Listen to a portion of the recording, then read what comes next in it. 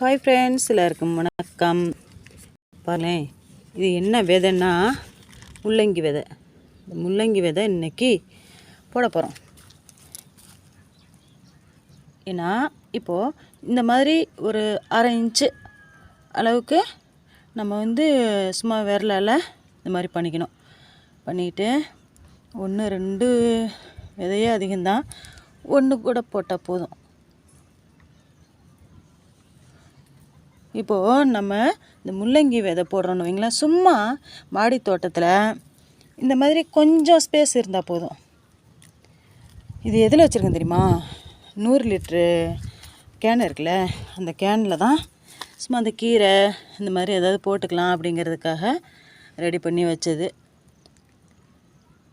அப்படியே வரிசையாக நம்ம போட்டுக்கிட்டோன்னா வீட்டுக்கு தேவையான முள்ளங்கி நம்ம எடுத்துக்கலாம். ஓகே, அவ்வளோதாங்க. இது அப்படியே நம்ம வச்சு அமைக்கி விட்டு போக வேண்டியதான். இப்போ மழை பெஞ்சிட்ருக்கா, அதனால் நமக்கு சூப்பராக விளைஞ்சிரும், சூப்பராக வளர்ந்துடும். ஓகே, நீங்களும் இந்த மாதிரி ஏதாவது டப்போ ஏதாவது ஒன்று இருந்துச்சுன்னு வைங்களேன், கிடச்சிதுன்னா அதில் போடுங்க. வீட்டுக்கு உண்டான காய்கறியெல்லாம் நம்ம சொந்தமாக விளைவிச்சு சாப்பிட்றது, அது ஒரு தனி சந்தோஷங்க. அதுதான். அப்புறம் இங்கேயும் இடம் இருக்குது. இதில் என்ன போடலான்னு நினச்சிட்ருக்கேன்னா, கீரை விதை வாங்கி போடலாமான்னு பார்த்துக்கிட்டு இருக்கேன்.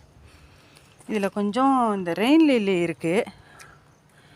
ரெயின் லில்லியும் இந்த ஒரு விதை என்னது நெற்பவளமும் இருக்குது, அதையும் நம்ம நட்டு வச்சுக்கலாம்.